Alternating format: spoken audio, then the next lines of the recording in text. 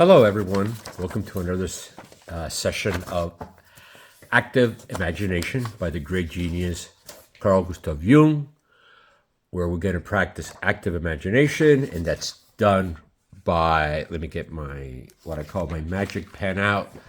Here we go, magic pen, where we practice active imagination. Number one, concentrate helps to grow the mind. Number two, focus on a dream. Number three, let the unconscious speak.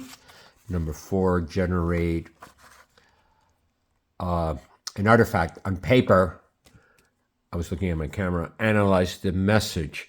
So I did this drawing around about an hour ago. So I've been doing just that, analyzing the message of what I drew. I start with what I call a quantum interconnecting, entangled with an incredible, not precision is after, but I let the pen navigate around while I am just being, not letting any thoughts come in, but just going with the flow. It's almost like dancing with the pen. I'm going with the flow. I start making marks, and then I start interconnecting one area. I might start around here, the shoulder area, getting into the torso, and then getting into the face, and then you see very quickly like an eye comes out here. This is very interesting here. The eye is interconnected with the self-portrait and the model. So I have a little bit of a cold. I'm using the style, not the style, but the tradition of Picasso, of self-portrait and model, and definitely Francis Bacon model, and artist and model, okay?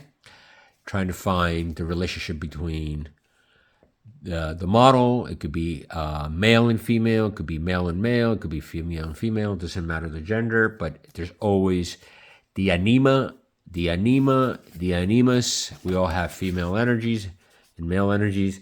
So this is the area where we work of Carl Gustav Jung, what I call the scaffold. We start here with the ego, subconscious, the collective unconscious. So we have the collective. We come down to the anima, the animus, the female, the male. We hit the shadow. We do shadow work, very important, shadow work. And then what happens? We find the self-portrait, and hopefully we bring in an archetype, okay? An archetype to be a sounding board, from the archetype. Whatever that archetype might be, it might be the mother, it might be a spiritual figure, it might be a shaman, like Jung talks about, a shaman, el chilidrón, right? The chilidrón. Carlos Castaneda, Peruvian anthropologist, talked about the nagual, the power of the nagual.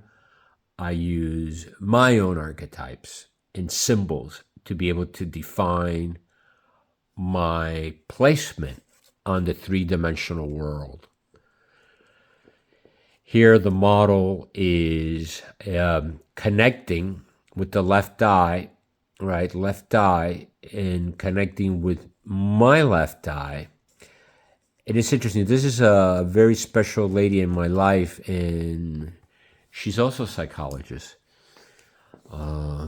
We talk about refining the eye and the art of seeing, very similar to the work of Carlos Castaneda, where he talks about the art of seeing, and that's how we develop this intrinsic power, where he calls it the man of knowledge, right?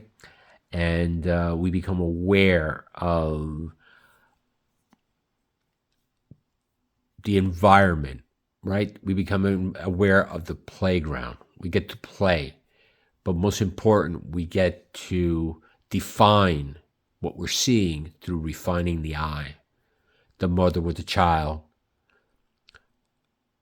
The self-portrait where I have defined my eye, here my left eye is scoping an area outside of the box. My right eye is interconnected right? My right eye, correct. My right eye is interconnected with her left eye. So there's a yin and yang just juxtaposition of relating with her. Her left eye, my right eye. The right and the left. The right hand, the left hand. The right foot, the left foot. And vice versa. Very important to be able to interchange those energy. If you're a drummer, you play with the right hand, then you shift to your left hand, you play with your right foot, then you go to the left foot, and then you interchange the systems. So this is all about interconnecting, refining the vision to be able to see things for what they are, especially with your emotions and feelings, and also to see where you're at in the playground and have what fun at the playground and make life adventurous. Thank you very much for watching.